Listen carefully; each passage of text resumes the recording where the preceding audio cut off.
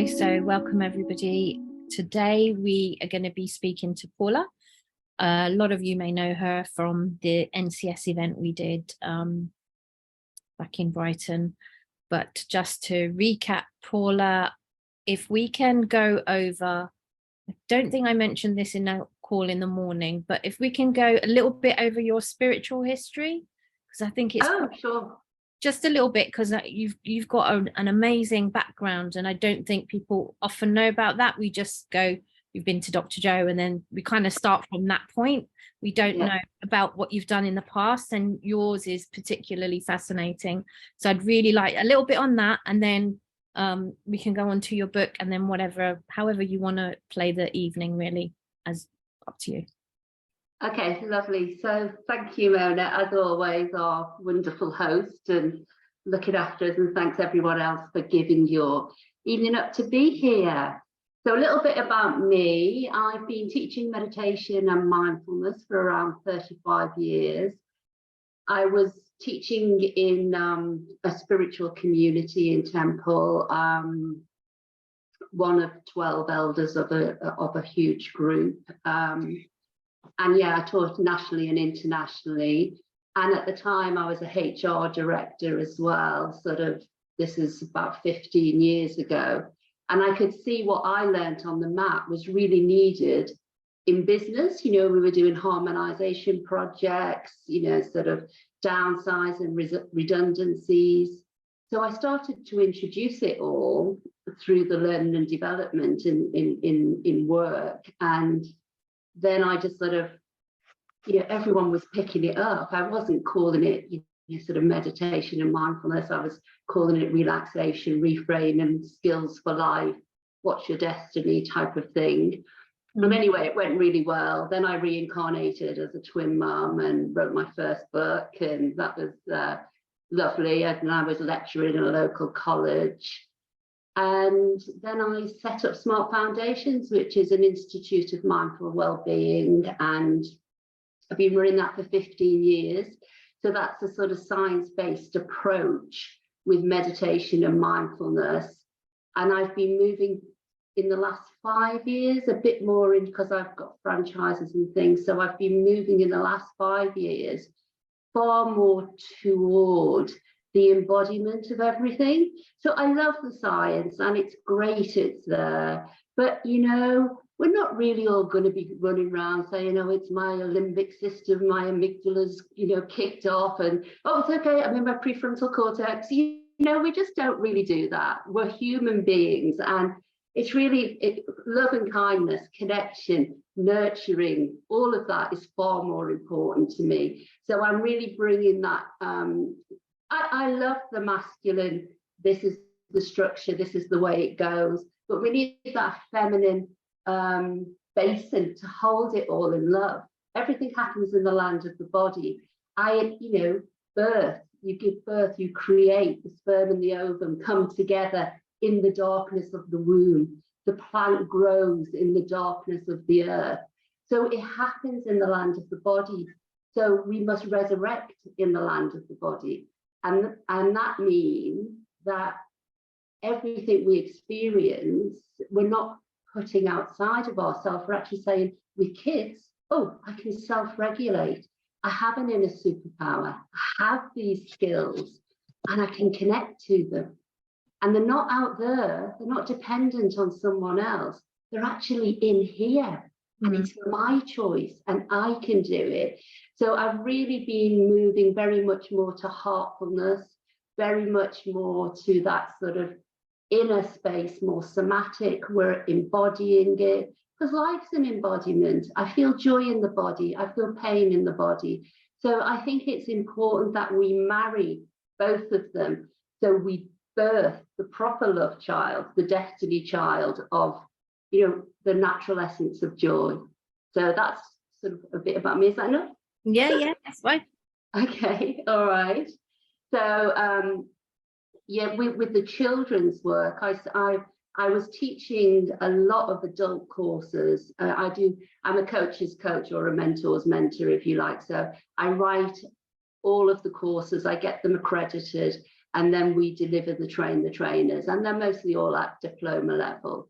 So they've been accredited, you can get insurance with them. So you've got the full backup, because my background in education was business as well. So I wanted to make sure that if you were going to come and work through my courses, you got a little business in a box. So, that's what we did. And then everyone kept asking me for a children's version. So I went to schools and started doing it in schools, which was just amazing. You've got these little kids going, I'm love, your love, we're love. It's this sort of real brightness that is, for me, everything comes from that place of love and confidence. And it's not on our kids' curriculum. And actually, that's their destiny. If we had one mission for our children, what would it be?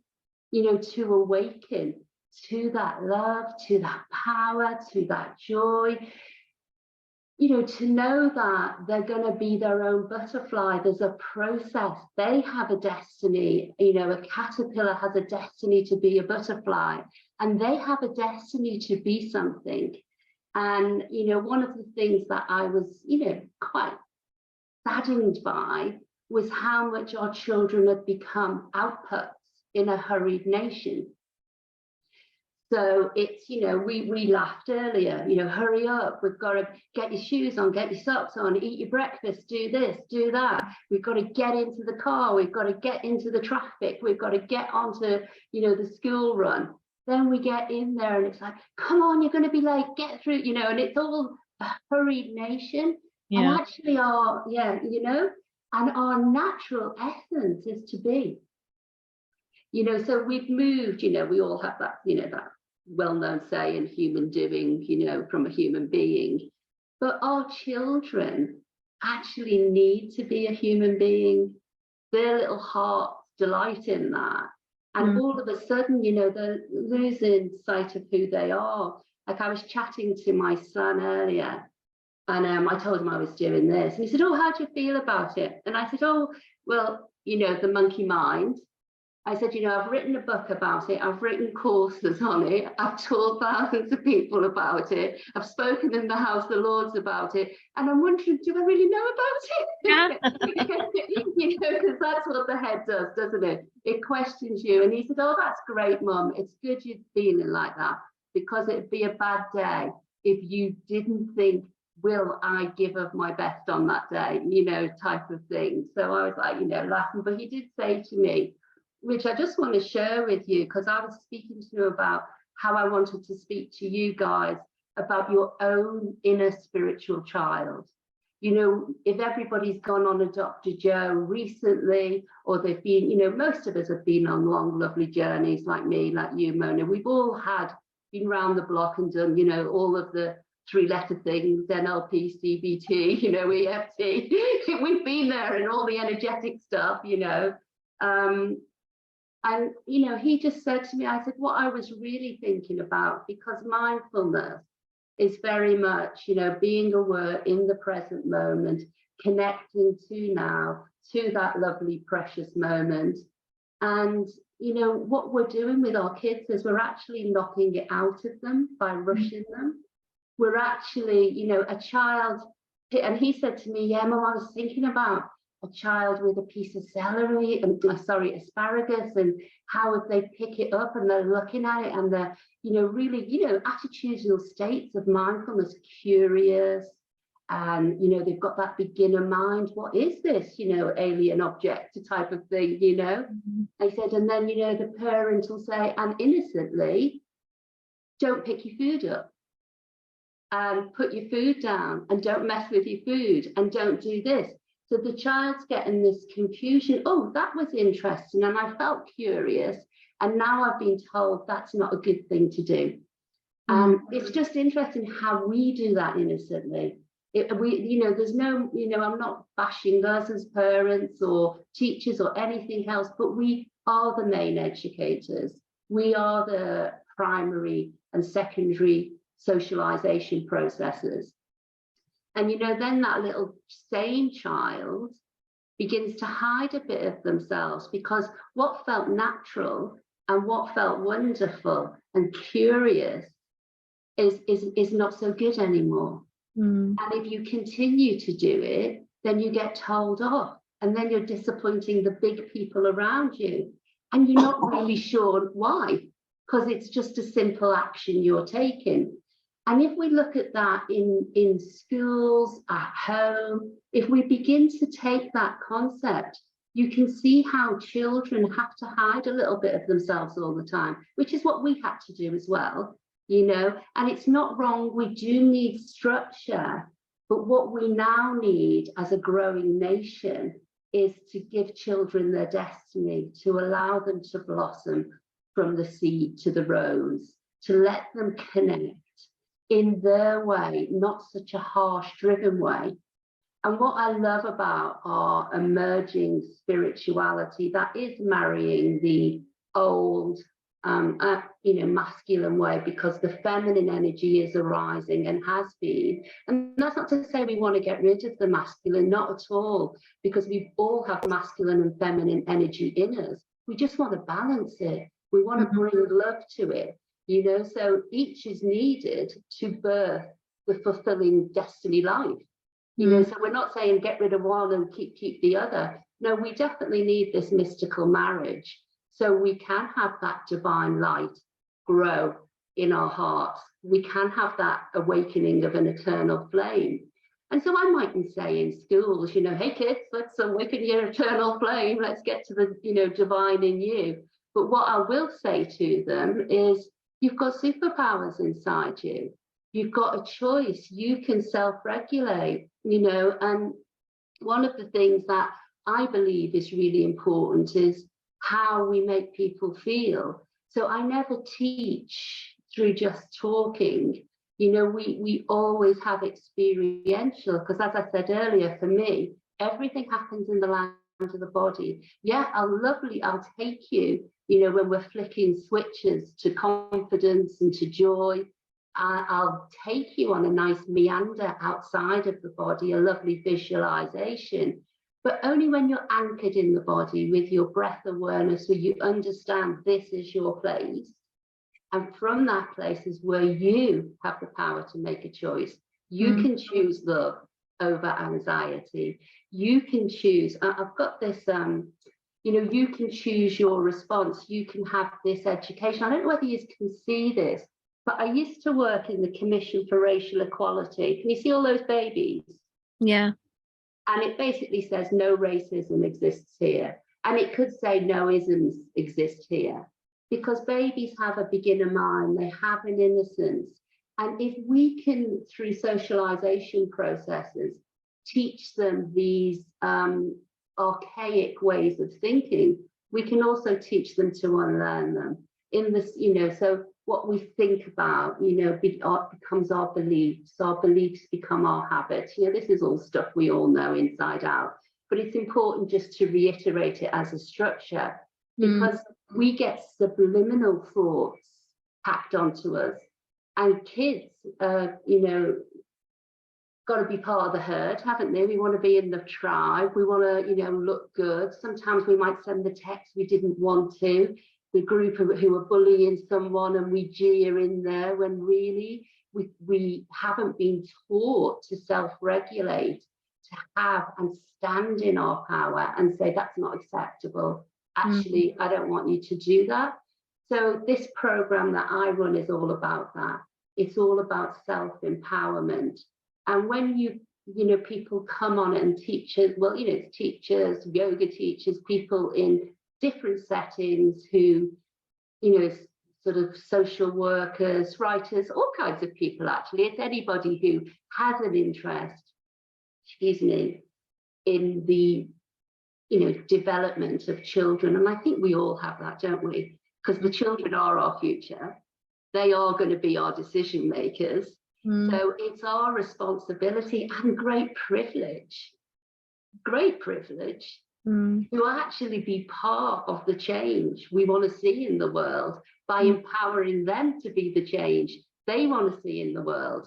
You know, so it's quite exciting, really, that we have this amazing opportunity to support the growth of children. because they will be the people who support us later on. That's the bottom line here, you know. So if we can teach them to have an awakened consciousness early on, if we can teach them that when they make a mistake, it doesn't define them, they can start again, they can have a compassionate heart, they can have consciousness and regret, because they need that to learn to behave in different ways. And we can teach them it's okay to be angry. You've got a nervous system that gets, you know, fretful, it gets ragged. But let's not call it all stress.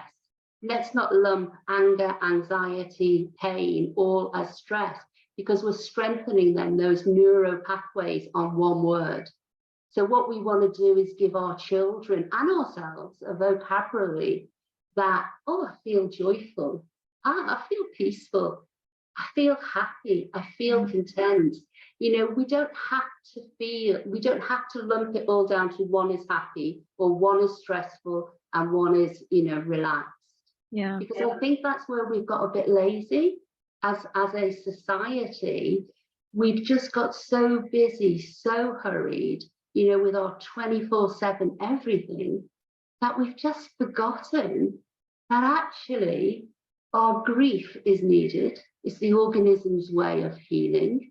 And if something upsetting has happened in school, it's okay for us to come home to mum and say, you know, I feel sad. You know, it's like we need to go beyond boys don't cry. You know, we need to go beyond the conditioning that's hidden beneath the surface.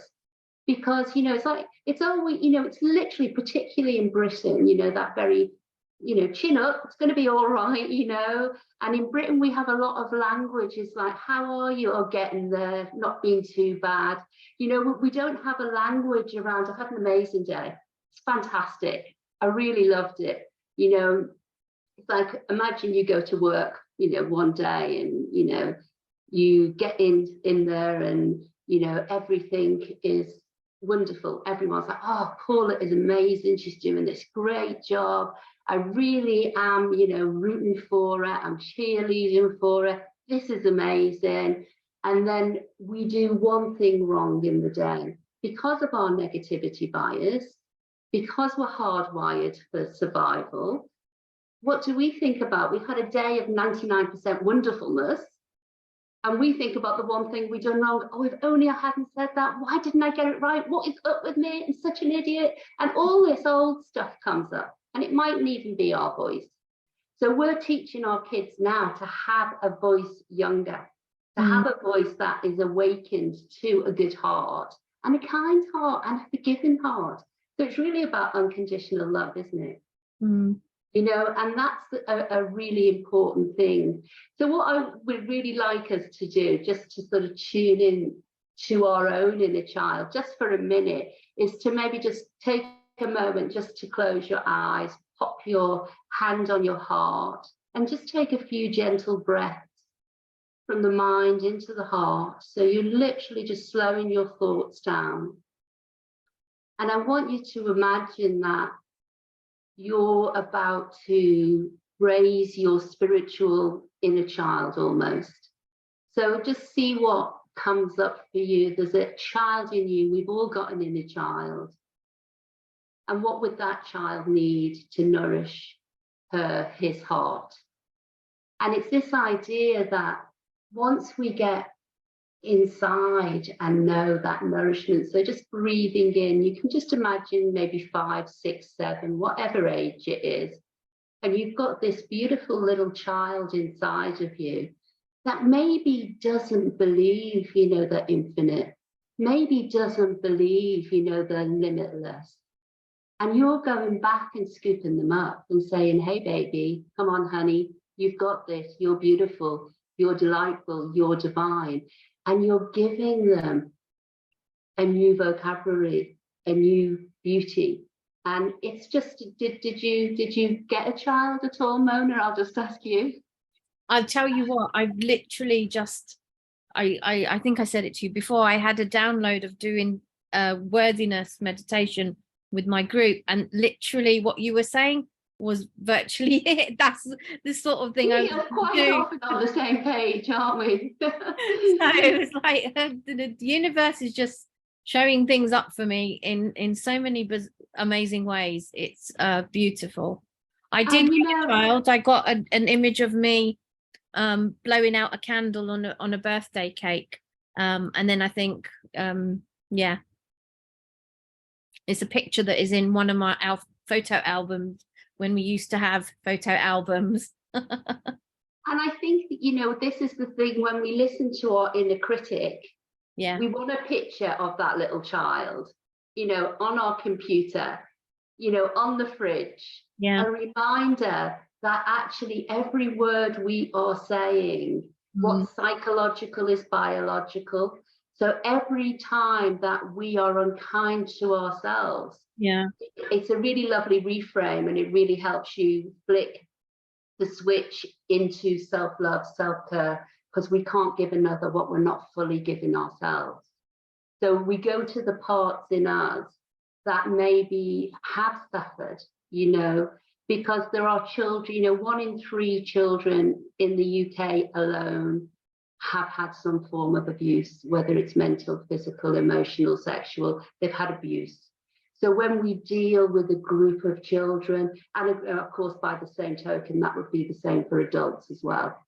When we deal with any group of people, they have a tender heart inside there. And it's our job to hold that heart in loving kindness. And this is where, you know, the real presence of heartfulness comes in, because everyone's running around talking about neuroscience and mindfulness, but it's pretty impotent if it does not come from the heart of love. It doesn't have that radiance behind it, that is safety, that is nurturing, that a nervous system can come out in. You know, because all of our nervous systems are holding and storing, as Deepak Chakra say, you know, the cells are always listening, and it's stored in the lands of the body. So this is why with manifestation, you know, you'll have this idea, oh, you know, I'd like to have A, B, or C. But if your feeling body doesn't agree with it, you can't attract it, because you haven't elevated the emotion, as we all know this. I know I'm just sort of explaining how we do it with the children as well. And we do it with our inner child. We go back to our inner child and say, come on, let me elevate you. We go back to our inner adolescence. Come on, let me elevate you. And when we realize we're power in presence, so we have, you know, I am a spirit that has a soul that lives in a body. And by the very fact that my soul is in contact with the divine, I am limitless. But my fragile body is limited. It invite the limitlessness of the universe in. Of course it can. But it's important to know there's a process. It's moving through the soul into the body, and it is happening in the land of the body. So what we want to do is, we'll say to kids, like, you've got a superpower. You can lean into that superpower. When you're in your heart, imagine that the person who loves you most in the world is looking back at you. You know, and sometimes a kid can't get that, which is very sad, you know. So we ask them to imagine somebody with a faith, you know, maybe they're putting a cloak of loveliness around them. Maybe there is some kind of, you know, Buddha or Jesus or Divine Mother that they can turn to. Or maybe there's a mentor who, you know, they see the light in their eyes. Because it's really important that we're helping a child and an adult, and the child in us and the adolescent in us, and anything in us that's been in the shadows is a call to love. It's simply a call to love, you know. So as it arises through it, you know, we often talk in your group, you know, oh, I've got all this stuff coming up. But the idea with powering presence, which is sort of what we talked about in the talk, is that we hold what is coming up in the divine loveliness of our soul and spirit. And our soul is impartial. So this is why, you know, when we can basically say anything, and we've got free will. So unless we ask for help, it's not coming for us, you know. I mean, there is divine grace, of course, but it's this idea that we are leaning into the most powerful part of our being, our source, our inner power, and we are literally, with our intention and attention, pulling it into the body. So just saying, right, it's here, I'm safe. And if I haven't been safe at home, say, because some people's homes are a little warland, if I haven't felt safe at school, I can lean on this safety in the present moment and have respite from whatever's going on. I can learn to breathe. I can learn to self-regulate. I can use the signposts that have been given to me by the teachers in school. I can use these tricks to help me. Now, in the main, wouldn't we just want it all to be gorgeous? Of course we would. We do just want it all to be lovely, but it isn't always all lovely. So we have to learn the skills that in life, things are pleasant, unpleasant, and neutral.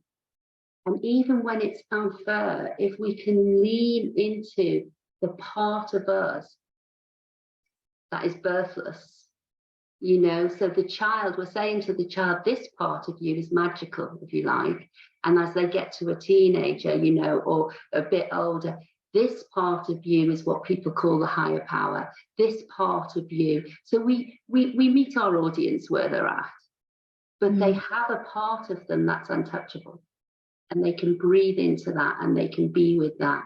And, you know, I was recently working in a school, it was about 9 months ago, and I had a call about 4 months ago where the head teacher was saying to me, because all of the classes went through the 24 sessions that we offer in our group, and they had a copy of You've Got the Power, which has extra ones. So all of the sessions are 20 minutes each, and each session,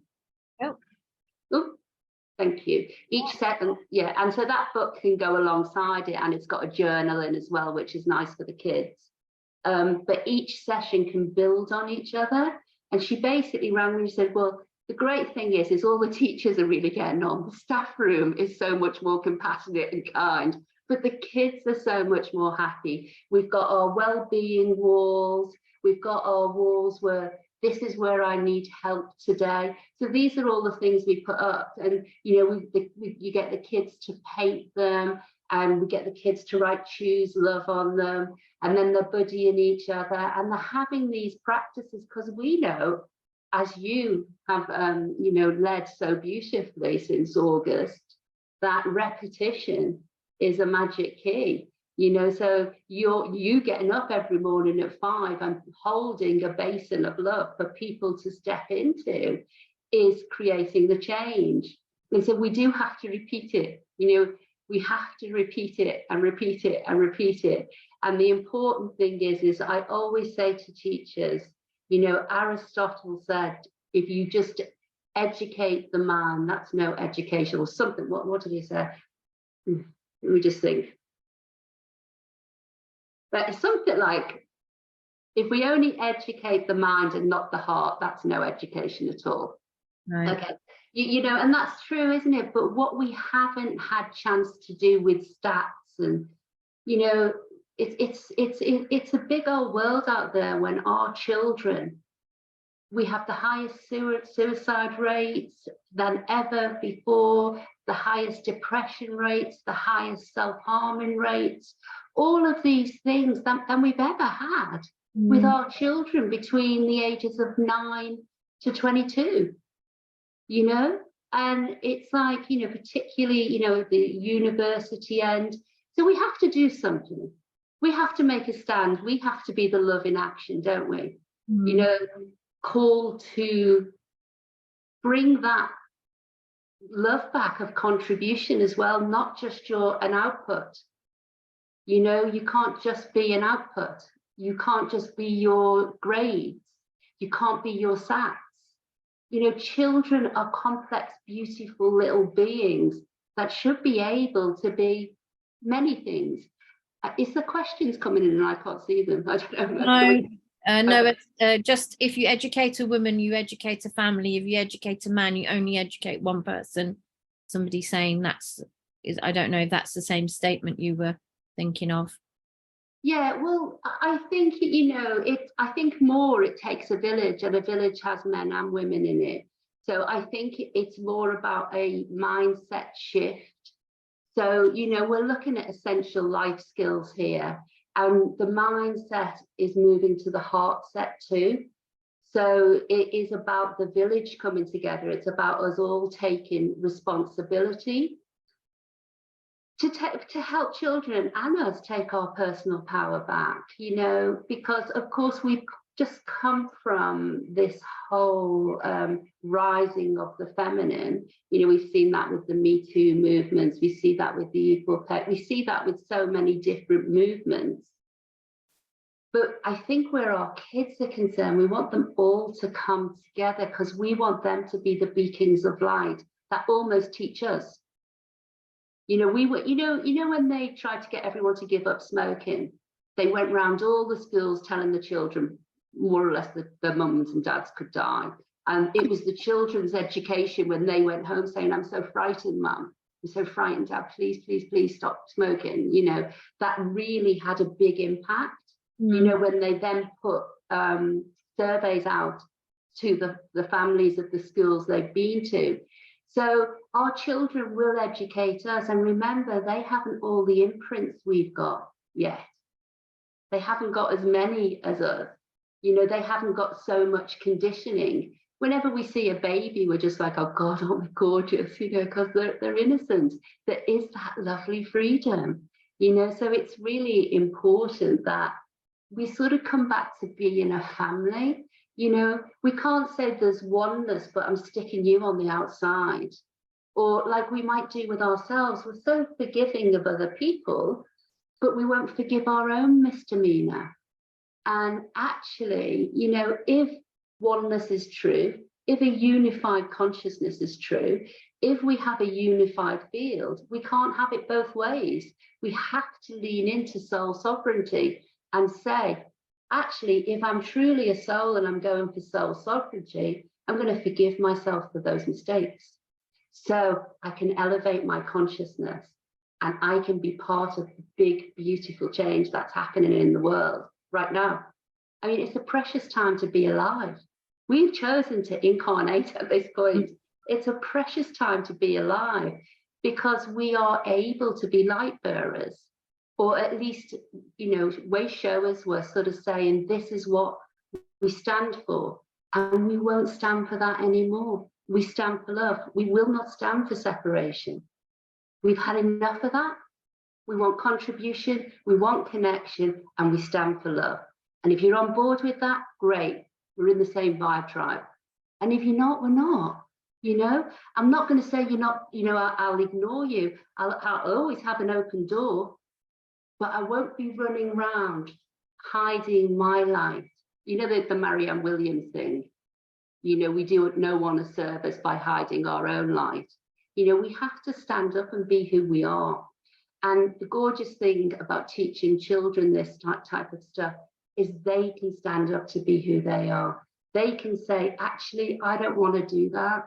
Actually, that's not what I think is kind. That's not. It goes against my values. This teacher was ringing me up. It's like, Paula, we're having a real ethos change. The culture is really turning round. And what do we do with them when we go in? We say, what do you value? What are your values? What is kindness to you? Let's have a kindness wall. Let's create the ethos we want. How do you want school to look? What do you want it to be like? It's your choice. You're in charge. You are the mass populace here. You're going to be, the tipping point, the 100 monkeys thing, they're going to be the tipping point. And, that's quite nice and that's empowering. And yet we tell them about how their brain works and we, do a dopamine dance, I'm happy, that song, we do all of those things to get them in the body. We teach them the body scan. We do all of these things and we explain, the kindness hormones, and we explain what happens if I'm constantly thinking I'm a bad person or I've done something wrong. I've got a little tap of the stress hormones of cortisol inside me, and that's making my body, they're getting activated, and it's making my body feel sad, this lactate and adrenaline, and then I'm getting worried, and then my body is then, my head's feeding it more. So we teach them to press pause on that, to take that little moment. We say they have a second of power, to power presence. So in that second, when they catch themselves having all of this internal chatter, we say pause. Come back to your power. You can presence that power. It's in you. So that's why the book's called You've Got the Power, you know, so it's in you, it's yours, it belongs to you. It's not outside, nobody else's, it's yours, you know, and then choose your response, choose love, choose to behave in a way that will be more helpful, you know, to you or someone else. So if you were criticizing yourself, saying you weren't good enough, the helpful response is to start saying, I'm willing to think you're good enough. I'm open to thinking you're good enough if you can't actually say, I'm good enough at that point. Because some children can't yet, you know, particularly when it's like the kids with the ASBOs, the kids who've been labelled with ADH, labelled with this, labelled with that. They get themselves into a tizzy, you know, and a lot of young girls particularly, I do a practice with them with a rose, you know, and we look at it and,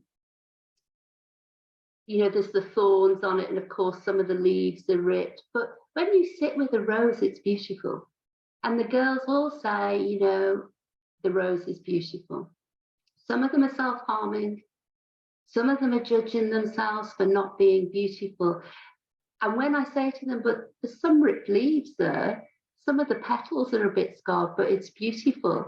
You know, we have to remember that our beauty comes from within, and it's important not to allow the outside to define us, you know. And so we're teaching our children proper skills of, you know, comparison is going to take them down crazy street.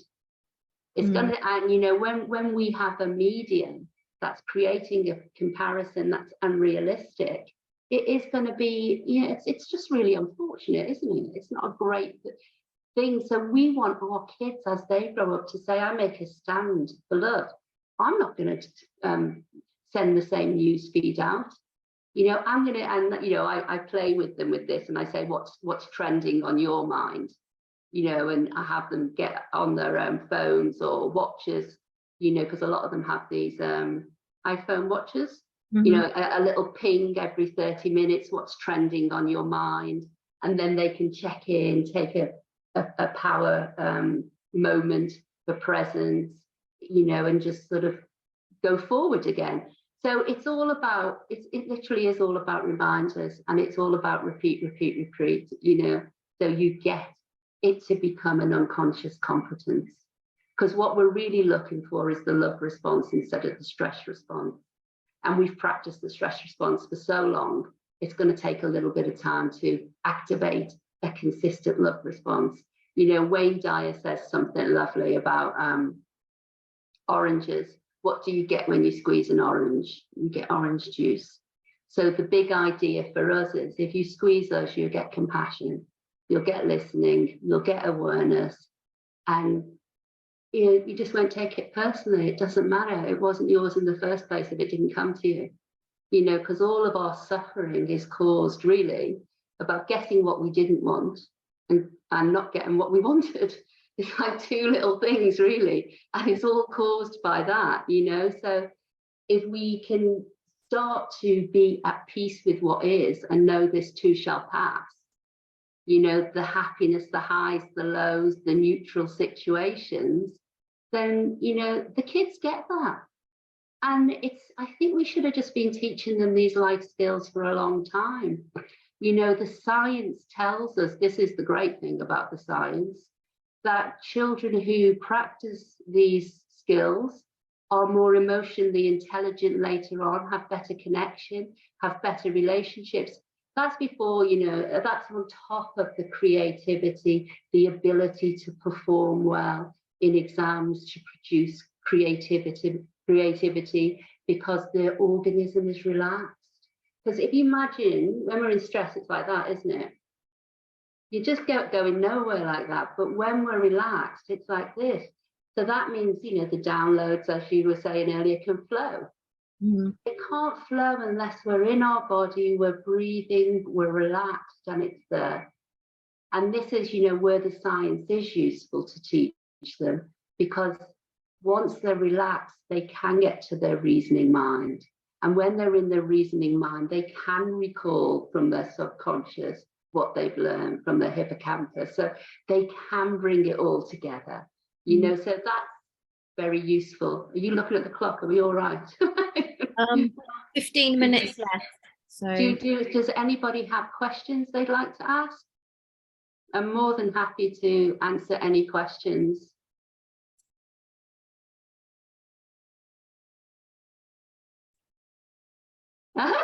Okay, so, well, if there is sort of bit of a direction, you know, well, maybe we could talk about the mindset, because, you know, when we work with the children, we give them, you know, sort of the 4 pillars of well-being as sleep, exercise, nutrition, excuse me,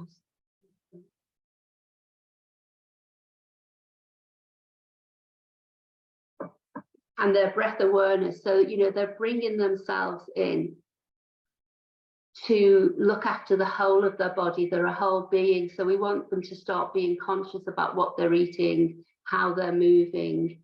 That's before we start saying, okay, so mindset really means also about having courage. So we're looking at what's the possibility for your life. What do you know, what's your great destiny? What is it that you want to do? And so we get them to do inquiries like, wouldn't it be nice? And so wouldn't it be nice if, and we get them to write 10 things down, you know, and then we say, okay, which one of them would you really like to do? And then, you know, like we do as adults, like you guys are doing some fasting, some of you at the moment, you know, we have to say, you're going to get pushed out of your comfort zone. And your mind, you know, is going to come up and it's going to start saying, hey, I don't want to play this game. I absolutely, you know, want my Starbucks, you know, like we were talking earlier. I want this, I like the familiar, you know, so we educate the kids in that basic thing that we do want the familiar, and we have to say, actually, I'm taming you, you know, so we are taming this monkey mind, you know, we're saying, no, you just don't get what you want, because my end result is bigger than that. So I am going to be unstoppable in my quest, which is why we often use the hero's journey, in my quest to achieve what I want, to, you know, go on stage at school, to join the Strictly Dancing, to be able to come back out after suffering a bereavement, to be able to talk to friends when my parents are splitting up and I'm not comfortable with that, you know, to ask for help, to be vulnerable, all of the life skills that we actually really need to navigate and journey through. So we start it off as like a little gentle press. And then once we get to what is it that's really going to help you now? And that mightn't be, you know, I've got to get great at maths, I've got to practice that, you know, I want to get great at football. But we do teach them that the practice, you know, all of the great stars practice every day. So we can't practice our new mindset thing just once and think, oh, it didn't work. You know, we have to practice it every day. So we teach them that, you know, we do the 21-day practice and then we do 21 days again. So it's a 42. And then, you know, we talk about, okay, that's the meaning of life, Hitchhiker's Guide to the Galaxy, you know, we're all onto something here, you know, then we talk about the force, the light, what's the grail. And it can be anything, you know, it can be to lift themselves emotionally, to not feel so timid, to join one of the clubs, one of the after school clubs that they've wanted to, but haven't. Or it can be to be brave enough to have counselling if there's been a bereavement. You know, there's so many things it can be. And the most important thing is that we've opened a dialogue that they are emotional, mental, physical, and spiritual beings. They're not just these little, you got to get, you know, through the day. You've got all of these sessions, you've got all of these stats. And I think then they come from a place of love and confidence and nurturing inside their own little hearts, because they're getting taught at home and at school, you know, partially that's happening. Of course, all kids aren't getting taught that at home, you know, often at home, and, you know, including myself, you know, you can be on autopilot. You know, you're busy, you're running through the day. You know, I remember one of my sons, and he was about 14 at the time. And he said, I just really need a heart-to-heart hug, Mum. And I was on a deadline for a article I was writing for this magazine. And I was just about to say, can you wait a minute? Well, give me 5 minutes to finish this. And I just stopped myself, and I thought, I've got a teenage lad here asking me for a hug. Of course you can. But my busy mind wanted to finish the article, you know? So we're all learning moment by moment. And that's the thing about mindfulness. It's the easiest thing in the world. The problem is it's moment by moment, minute by minute, hour by hour, day by day, week by week, you know, so it's a consistent practice. So, you know, I like the way you often say, what are you doing for the other 23 hours of your day? Because that's where the rubber hits the road. Yeah. You know, because we can't, if we just do that practice, it can become a little bit of spiritual bypassing and not looking at our life and what we want to change. You know, and I think that was why the NCS was really good, because we all looked at something and wanted to change it. And in that changing, we, you know, got up close and personal with some of our demons. You know, we got up close and personal, you know, with some of the bits we don't love as much. And the key to unconditional love, of course, is, can I love my darkness as much as my light? So, you know, and we say that to the kids, can I love my mistakes as much as my triumphs? Because it takes failure to get to the end without holding on to that judgment. Because how many of us, you know, had a bit, you know, we all get these things, betrayals, everything happens to us. And it's only when we let them go, you know, sort of, and we talk to the kids about forgiveness, actually, when they've maybe, you know, been part of being a bullied group. And we say to them, listen, we don't want you to forgive, but we want you to let it go so you can have freedom. So you're not angry about it. So you're not constantly thinking they did this, they did that. And you're not riding the stress response, getting all those uncomfortable feelings in your heart, you know, and your body. And we show them, you know, through the science, how it erodes their well-being. So, you know, it's good skills. It's good skills to have, but it's breaking them down, you know, into a structure where it's got to be worth a shot, hasn't it? We've got to do it, because they are the future. They are the people who will be leading our life and taking our community. You know, it's amazing, you know, that young activist, what's her name, the girl who does all the ecology stuff. Oh, yes. 16, Greta Thunberg. And, you know, how amazing is that she is raising, you know, the bar at such a young age. And so the more and more we can make this a natural conversation, the more and more our kids will feel brave enough to raise the bar, you know? And I think that that's really what us as adults have the precious privilege to be part of, watching our kids grow beyond and our younger communities grow beyond where we could go.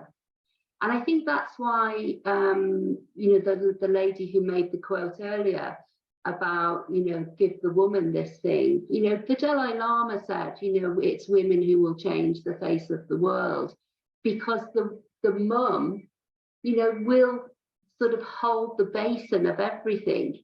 Mm.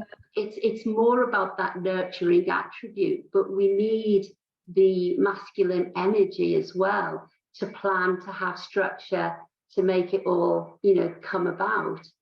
So I think, you know, it's an exciting time to watch the space and what kids can do. You know, I loved it when we were in Brighton and you said to me, well, maybe my girls can run the meditation group, you know, the quantum kids. And I was thinking, yeah, maybe they can. How great's that? You know, and why not? And I think this is the opportunity. And because we're at this point in time where we have had the tipping point, and there are more and more people who are naturally awakening anyway, Yeah. you know, we're just going to see colossal change, aren't we? You know, and that's wonderful. You know, I was talking to Bryce in our group, Bryce Redford, and, you know, he helped his daughter get a book published. And his other daughter, you know, animated it. How amazing is that? You know, at 12, you know, she's self-published. You know, it's amazing. So it's the more and more we hear these stories, the children who've been a bit disadvantaged will get hope from that. You know, they'll get pulled forward as well. You know, and there's lots of funding at the moment. If anybody is a teacher, there's funding for each staff member of £1,200 to get training in mental health and mental well-being for kids. You know, so all of this stuff is all about that. So it's worth looking into your local authorities and what they're offering, because there is funding if you're in this field to go and get training to support our beautiful little future people. I will put that in the group and share those details so people can get in touch with you and find out what the course is about, etc. And your book and everything. But we've got literally 3 minutes left, so well done. Stuck really well. Has anybody got any questions for Paula and teaching mindfulness and meditation to children? What sort of age group is it for? Is your book for?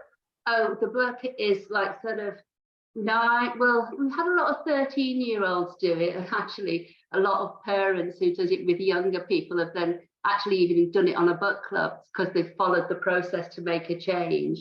But in the main, sort of 9 to 13, I would say. And then the training course does the primary and middle. So we have the sections, and then we do an adult course, which I would say if you go into university, into universities to teach, which again have quite a lot of funding, particularly because of the rise in, you know, self-harming and gambling and a lot of other things. You would want to do the relaxation, meditation, mindfulness teacher training for adults, not the smart young minds, because it's more geared to the younger heart. And let's face it, we all think we know everything by the time we're 14, 15, you know, so yeah. So I think it's the next course for children is on the 21st and 22nd of May. Okay. Yeah, and that will probably be in Brighton. I'm trying to source a place in London. I might change that, we'll see. Okay. So someone, you've just joined us and we're literally just about to finish, but it has been recorded, so I will post it in all the regular places for everyone to catch up with what Paula has shared with us today. So thank you very much, everyone. Thank you, Paula, for taking an hour. You're welcome. Thanks for having me. It's been great to be here. Thank you. We've got Jazz joining as well. What's going on? Okay. Did they think it was 9? No, it's never 9. It's always 8. So I don't know.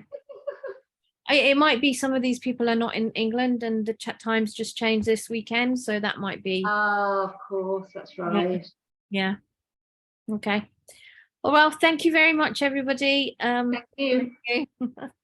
Have a great evening. For listening, guys, and being here. It's great to talk to you.